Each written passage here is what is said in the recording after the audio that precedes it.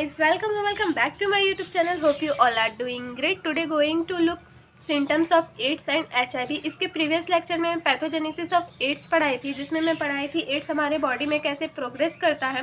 इस लेक्चर में symptoms of ads के बारे में पढ़ेंगे। तो चलिए वीडियो में ज़्यादा बातें नहीं करते हैं, वीडियो को आगे बढ़ाते हैं। Let's get started. फर्स्ट है incubation period. Incubation period NCERT के अकॉर्डिंग 5 to 10 ईयर्स है। The symptoms of AIDS and HIV are expressed in 3 stage. आप इसको कॉन्सेप्चुअली समझिएगा, रट्टा मत मारिएगा। तो फर्स्ट स्टेज में देखते हैं क्या है। A primary and acute infection stage. It start after 3 to 4 weeks of infection. The symptoms are as follow: fever, fatigue, malaise, headache, ulcer in a throat and commonly lymphadenopathy. क्या होता है, यह वह स्टेज है जहां पर एड्स का virus हमारे बॉडी के अंदर एंटर कर चुका है। Got it. After the entering of 3 to 4 weeks, 3 से 4 हफ्ता एंट्री के बाद क्या होगा, बुखार आएंगे, थकान सा महसूस होगा। मलेज is a stage of discomfortable, यानी आपको एक ऐसे स्टेज में रहेंगे जहां पर लगेगा तबीयत खराब है। इस कंडीशन को मलेज बोलते हैं। आपको समझ नहीं आएगा कि क्या हो रहा है, फिक्स सिम्टम्स नहीं मिलेंगे, स्पेसिफिक सिम्टम्स नहीं मिलेंगे। हेडेक होगा, अल्सर हो जाएगा। एंड सबसे मोस्ट इम्पॉर्टेंट पॉइंट आता है लिम्फेडिनोपैथी। ये एक इंडिकेट सिम्टम्स है, यानी कि लिम्फ नोड का इनलार्जमेंट, और यह आपको हर एक स्टेज में मिलेगा। Got it. इसके बाद आता है rash at trunk, palm and sol.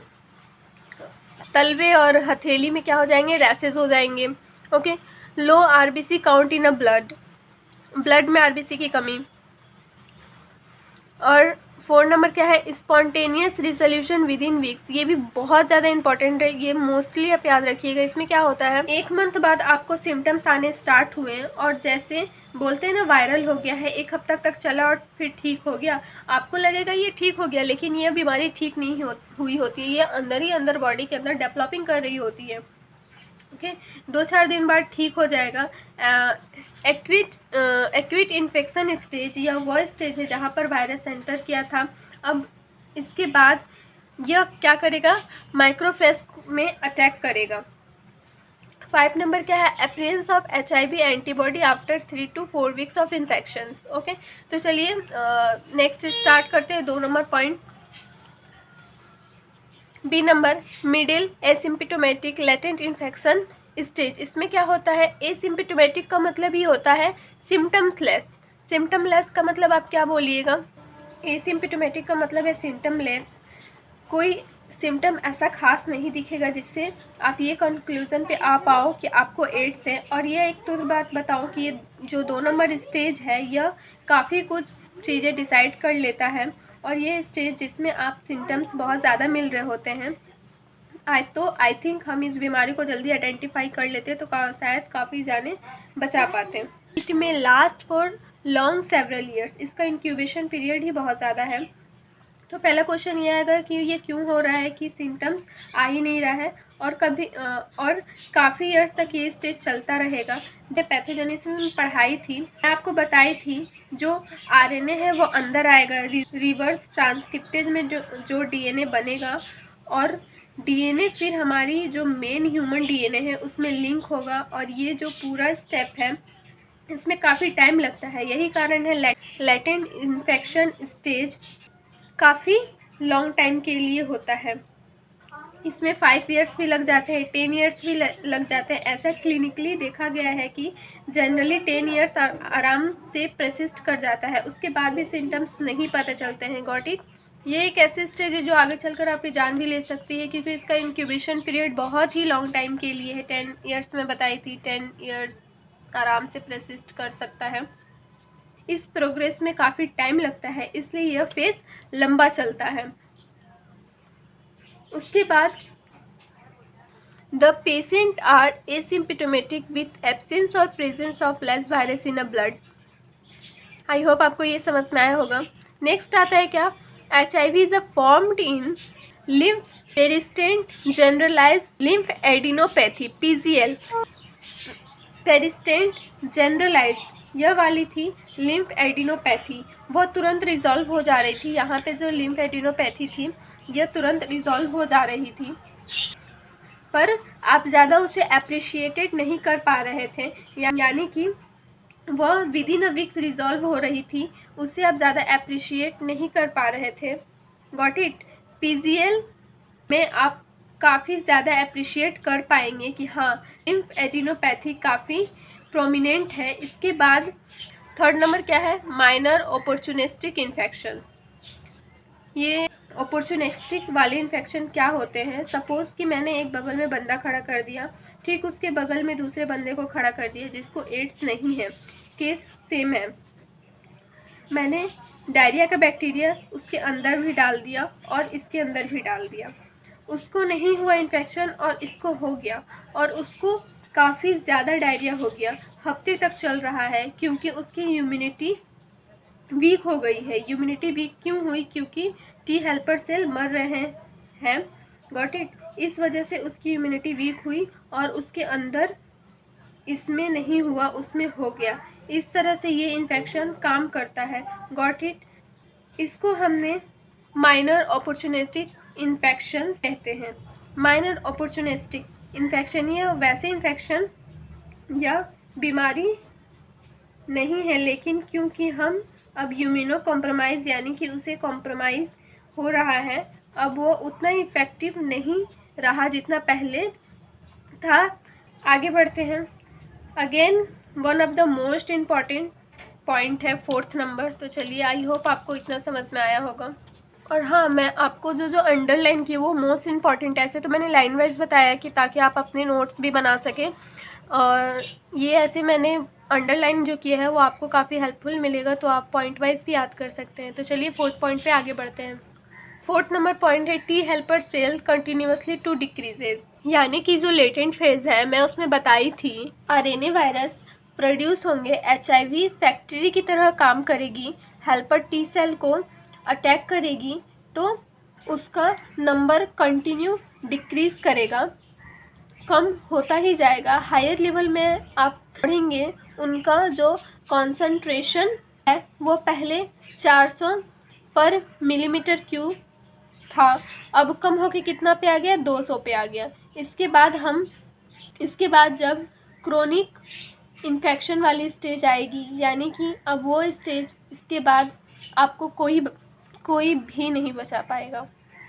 वह स्टेज आ जाएगा जब 200 से कम हो जाएगा। Got it? उसके बाद एड्स रिलेटेड कॉम्प्लेक्स, यानी कि आप प्रॉपर तरीके से एड्स हो चुका है आपको। इसके पहले हम जनरली बोलते थे एचआईवी इन्फेक्शन, अब क्योंकि एड्स रिलेटेड कॉम्प्लेक्स वाली स्टेज आ गई है, तो जो टी हेल्पर सेल है वो काउंट 400 से कम होते होते कितने पे आ गया है? 200 पे आ गया है। इतने कम होते जा रहे हैं। Got it? इसलिए सिम्टम्स आपको काफ़ी ज़्यादा क्रोनिक आना स्टार्ट हो जाएंगे, ऐसे सिम्टम्स जो लाइफ थ्रेटनिंग होगी, जैसे कि फर्स्ट देखेंगे हम ये परसिस्टेंट डायरिया। ठीक है, फर्स्ट इसको मैं बाद में बताऊंगी, पहले हम देखेंगे परसिस्टेंट डायरिया। परसिस्टेंट डायरिया यह एक बहुत ही बड़ा सिम्टम्स है। इसको मैं इसलिए सबसे पहले पढ़ाई हूँ क्योंकि पेशेंट जब भी आप कोई पोजीशन पे होंगे, जब भी आपके पास कोई पेशेंट आए, तो आप देखोगे कि पेशेंट आएगा तो आप उनमें आप देखोगे, जब आप उसका हिस्ट्री लोगे तो वो आपको बताएगा कि वज़न कम होना, बहुत ही ज़्यादा वज़न गिर गया, लगभग 10 से 30% वज़न आखिरी के 2-3 महीने में गिर गए हैं। अब पेशेंट डायरिया, यानी कि वो लगातार डायरिया होगा, डायरिया ख़त्म ही नहीं होगा, चाहे कितना भी मेडिसिन ले लें या कुछ भी कर लें। ये डायरिया वाली पॉइंट आपको हिंट्स देगा कि हाँ, उसको एड्स है या फिर क्या। तो आपको यही सब पॉइंट हिंट्स देगा। सेम टीबी के केस में भी ऐसा ही होता है, ये काफ़ी क्रोनिक वेट लॉस हो जाता है। Got it? सिम्पटोमेटिक फेज, उसके बाद आते हैं हम लोग सिम्पटोमेटिक फेज में। आपको ये समझ में आया होगा, weight loss, marked loss of body weight with.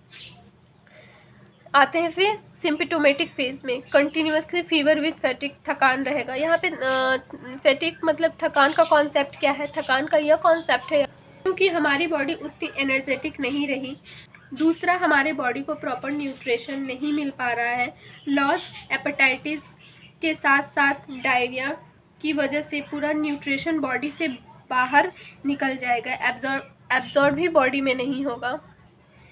यानी कि आप कुछ भी खा रहे हैं वो एब्जॉर्ब होने से पहले ही डायरिया के थ्रू बॉडी से बाहर निकल जाएगा। तो ऑब्वियस सी बात है कि न्यूट्रिशन प्रॉपर नहीं मिलेगा, बॉडी को पूरा एनर्जी नहीं मिल रहा है, फटीग, थकान और लगातार रहेगा।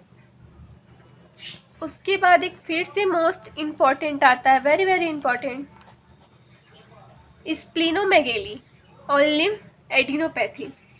स्प्लीनोमेगेली मतलब साइज का बड़ा होना। ओके, इसका यह कॉन्सेप्ट है जैसे हमारे बॉडी काउंटर अटैक करेगी। जब बॉडी को पता चलेगा कि एड्स वायरस आ चुका है, उसके बाद उस चीज़ को देखेंगे कि वो वहाँ पर जो स्प्लीन है उसमें काफ़ी ज़्यादा रिम्स और जो रिम है और वायरस की, उन दोनों की लड़ाई होगी, ठीक है। और वहाँ पर क्योंकि जो आरबीसी का डिस्ट्रैक्शन भी हो रहा होगा, वहाँ टी लिम्फोसाइट मर रहे होंगे और सारी चीज़ें, वहाँ वायरस भी मर रहे होंगे और सारी चीज़ें जो वहाँ के हैं वायरस सभी मर रहे होंगे।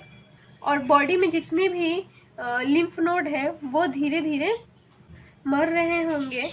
मैं बताई थी लिम्फ नोड, यहाँ पर पीछे बताई थी लिम्फ नोड एक, यहाँ पर भी लिम्फ एडिनोपैथी था, यहाँ पर भी मैं आपको बताई थी। तो स्प्लीन भी तो एक तरह का लिम्फ एडिनोपैथी है, सेकेंडरी लिम्फॉइड ऑर्गन है, तो उसका भी साइज बढ़ने लगेगा। अगेन फिर से वही लिम्फ एडिनोपैथी जो बताई हूँ, आई होप आपको समझ में आया होगा। उसके बाद आता है एंड का मतलब तो समझ ही गए होंगे कि इस दुनिया से अलविदा कहने का टाइम आ चुका है। तो इसके सिम्टम्स कुछ ऐसे हैं। फर्स्ट है रिडक्शन ऑफ CD4 सेल्स। तो सबसे पहले हम लोग देखें, फिर से एक बार बात करेंगे हम यहाँ पे अपॉर्चुनिस्टिक इन्फेक्शंस के बारे में। अपॉर्चुनिटी इन्फेक्शंस के एग्जांपल है टाइफाइड एंड TB। ये जनरली होते रहते हैं, यह लास्ट स्टेज की बात है, गॉट इट। यह हमारे इंड स्टेज में भी पड़ सकते हैं। इंड स्टेज स्टार्ट करते हैं रेस्पिरेटरी से। ओके, रेस्पिरेटरी में आप क्या क्या इन्फेक्शन हो सकता है। TB हो गया। TB वैसे जनरली नहीं होता है, यह माइक्रोबैक्टीरियम एवी जो पिजन होते हैं, कबूतर, ये उनको ज़्यादा इफ़ेक्ट करता है और एवीज में भी ज़्यादा इफ़ेक्ट करता है। लेकिन इस कंडीशन में इम्यूनो कॉम्प्रोमाइज स्टेज में हमको भी TB हो सकता है। ओके, जनरली ये नहीं करता किसी को। उसके बाद निमोनिया, TB, डिस्निया। अच्छा, डिस्निया मतलब क्या होता है? डिस्निया मतलब सांस लेने में प्रॉब्लम। ओके, उसके बाद आता है GIT सिम्टम्स की बात करूँ तो ओरल कंडिशेशन यानी ओरल कैंडिडाइन, ये थोड़ा रिलेट करता है इससे 4th नंबर पॉइंट से, कैंडिडिया, ठीक है। काफ़ी ज़्यादा फंगल इन्फेक्शन काफ़ी ज़्यादा बढ़ जाएगा। उसके बाद कैंसर कहाँ पे इंसर्ट करेगा? Mouth, pharynx, oesophagus. उसके बाद आते हैं Kaposi's sarcoma. It is a type of skin cancer. Oral cancer जो है वो भी होने लगता है। उसके बाद आता है Kaposi's sarcoma. It is a type of skin cancer. आपके स्किन का ये एक टाइप कैंसर है। यह जनरली कंडीशन में नहीं होता, नॉर्मल हेल्दी इंडिविजुअल में नहीं होता है। एक्सेसिव इम्यूनो कंपैरिजन स्टेज में आपको ये चीज़ें होगा, क्योंकि जो एड्स के टाइम होता है, गॉट इट। उसके बाद आता है CN इन्फेक्शंस। CN इन्फेक्शंस क्या है? CN इन्फेक्शन में काफ़ी सारी इन्फेक्शन आने लगेंगे एंड आपको परेशान करने लगेंगी, जिसके साथ आपको डिसमेनिटिया मतलब अदास चली जाना, आपको याद रखने में काफ़ी कठिनाइयाँ होने लगेंगी। उसके बाद आता है हर्ब्स आप देखे होंगे, वो छोटे छोटे जो फुंसियाँ निकल जाती हैं, वो ऐसे फुंसियाँ निकलेंगी जो लगातार होंगी, ठीक है। कहीं भी होंगी ना लगातार ऐसे ऐसे बनी, कहीं भी होंगी ना वो फुंसियाँ ऐसे ऐसे लगातार बनी होंगी। और ये जो फुंसियाँ होंगी ना काफ़ी पेनफुल होंगी, ठीक है। एक्सेसिव पेन्स होगी, इसको हर्ब्स कहते हैं। ये सारे सिंड्रोम्स इतने डेंजरस हैं कि मतलब सुन के ही थोड़ा सा डर सा लगता है। आई होप आपको ये समझ में आया होगा। तो चलिए आगे बढ़ते हैं, स्टार्ट करते हैं डायग्नोसिस ऑफ एड्स। डायग्नोसिस की बात करें तो एक्यूट स्टेज में कुछ वीक्स के बाद आप एड्स को डिटेक्शन करवाते हैं, लेकिन इशू यही है कि हमें पता कैसे चलेगा कि एड्स का सिम्टम्स है। दूसरा, यह काफ़ी कॉस्टली होगा, काफ़ी एंटीजन डिटेक्शन किया जाता है। उसमें आपको याद होगा मैंने न्यूक्लिक एसिड पढ़ाया था, P24, P18, ये सब हाई लेवल का है, इसमें कवर नहीं की हूँ। तो चलिए ये जनरल नॉलेज के लिए बताई थी। तो स्टार्ट करते हैं डायग्नोसिस ऑफ एड्स। यहाँ पर डायग्नोसिस में आपको नीट यूजी लेवल की बात करूँगी। डायग्नोसिस की बात करूँ तो सबसे पहले मैं पढ़ाती हूँ सबसे पहले बात करूँ तो PCR। PCR का फुल फॉर्म क्या है? पॉलीमरेज चेन रिएक्शन, ये सबसे इम्पॉर्टेंट है। PCR हर तरीके से एड्स का आइडेंटिफाई कर देता है। Polymerase chain reaction, this you will study biotech chapter, got it. उसके बाद आता है एलिजा। एलिजा का फुल फॉर्म क्या है? Enzyme linked immunosorbent assay to detect presence of HIV antibody in the blood serum. इसमें क्या होता है? इसमें एंटीजन और एंटीबॉडी के आपस में रिएक्ट करवाया जाता है, फिर देखा जाता है कि एंटीजन मिल जाएगा तो वायरस का पता चल जाएगा। ठीक है, one of the most important, ये क्वेश्चन बार बार पूछा जा चुका है, तो इसका एक मोस्ट इम्पॉर्टेंट क्वेश्चन ये है कि कौन सा एंजाइम है यूज़ होता है इन एलिजा? तो अल्कलाइन फॉस्फेटेज सबसे मोस्ट इम्पॉर्टेंट क्वेश्चन है ये। ओके, उसके बाद आता है 2 नंबर, वेस्टर्न ब्लॉट टेस्ट होता है जिसमें डिटेक्ट किया जाता है HIV protein in a blood. Okay, और एक है ऊपर में presence of HIV antibody in a blood identify by screening test, इसको भी डन किया जाता है। बट सबसे इम्पॉर्टेंट है यहाँ पे PCR और एलिजा इम्पॉर्टेंट है, और सबसे इसका मोस्ट इम्पॉर्टेंट है ये इसमें कि कौन सा एंजाइम पाया जाता है, एंजाइम। तो प्लीज़ याद रखिएगा। और हाँ, मैंने आपके लिए एक शॉर्ट नॉलेज हंट बना है जो सिम्टम्स ऑफ एड्स से रिलेट करता है। ये मैं आपको एक बार उसे दिखा देती हूँ। ये रहा, ऑल बेसिस पे मैंने सिम्टम्स ऑफ एड्स के बेसिस पे यहाँ पे मैंने नॉलेज हंट बनाया है। आई होप आपको समझ में आ रहा होगा। आपको समझ में आ रहा होगा तो आप या तो इसे कॉपी पेन के साथ उतार लीजिए या फिर आप स्क्रीनशॉट ले सकते हैं।